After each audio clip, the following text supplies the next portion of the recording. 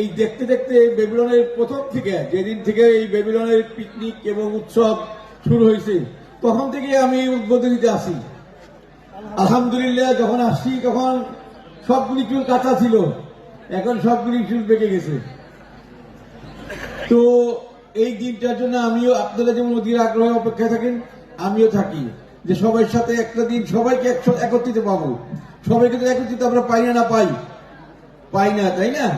তো আমরা আজকে দুই চারটা কথা আপনাদের সাথে আমি শেয়ার করব।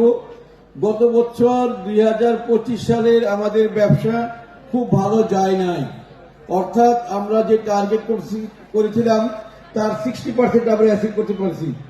এই বছর আমাদের টার্গেট গতবারের সমানই আছে, কিন্তু সব কোম্পানিগুলিতে টার্গেট সাধারণত 25% বাড়তেই থাকে। আমরা সেটা নিয়ে নিয়ে এবার গত বছর আপনারা মনে মনে বলতে পারেন এই জন্য কি আমরা দায়ী? না, এই জন্য আপনারা মোটেই দায়ী না।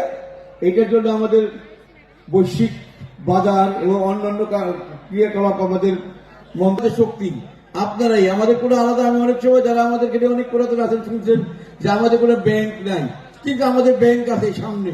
আপনারা যারা আছেন তারাই আমাদের ব্যাংক। কাজেই আপনারা নিয়মিত সুন্দরভাবে কাজ করেন এবং সেই পণ্য এক্সপোর্ট হয়, তারপরে আমাদের টাকা আসে এবং আপনারাও টাকা পান। সবগুলি টাকা আমরা দায় পরিশোধ করি। কাজেই এই বছর আমাদের অনেক দায়িত্ব, অনেক পরিশ্রম এবং সুশৃঙ্খলভাবে কাজ করা। পরিশ্রম করলেই হবে না, পরিশ্রমের মধ্যে সুশৃঙ্খলতা থাকতে হবে।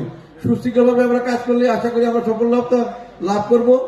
এই আজকের এই ঘোষণার মাধ্যমে আমি বেবিলন ক্যাজুয়াল, অবনী ফ্যাশন এবং অন্যান্য প্রতিষ্ঠানের শুভকামনা করছি যে অনুষ্ঠানটা খুব সুন্দর এবং সুশৃঙ্খলভাবে শেষ হবে।